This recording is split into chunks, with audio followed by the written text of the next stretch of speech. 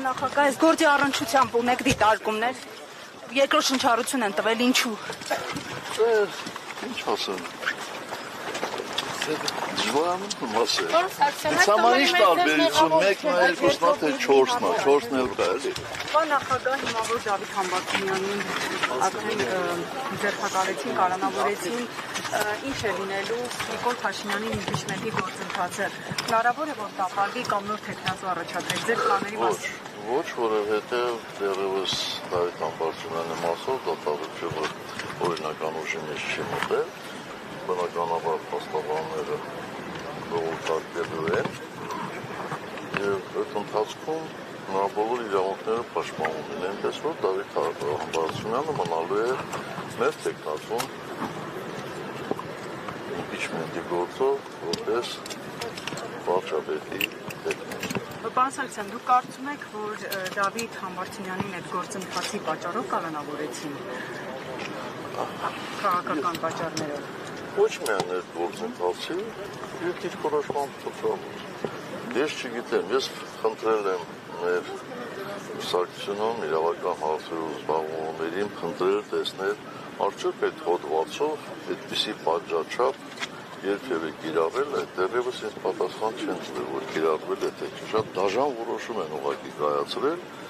այն պարզ պատճառով, որպեսզի համաներումը որևէ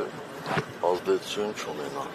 Պարոն Սարգսյան, ընտրություններին ամիսներ է ամրացել ընդամենը, մի քիչ կպատմեք ձեր պլանների մասին,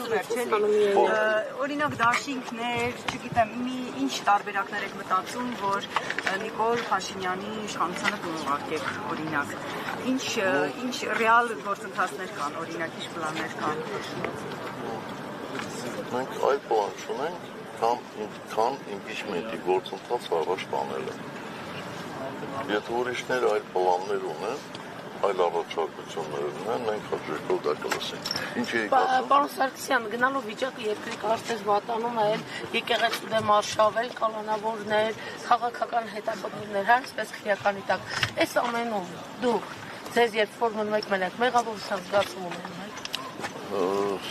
Եթե նույնիսկ այս փոքր խմբում մեկը կա, որ կասի երբեք ինքը մեղավոր չի եղել։ Հետ ասոցվի իրադարձությունների շատ լավ։ Ձեզ այս գործով արդարացած դատավորի նկատմամբ կարգապահական վարույթ հարուցվեց եւ նա հեռացվեց դատական համակարգից։ Մտավախություն չունեք, որ եթե ձեզ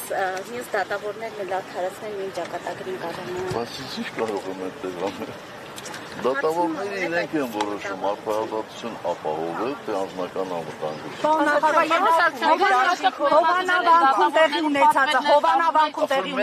Հովանավանքում տեղի ունեցածին ինչպես է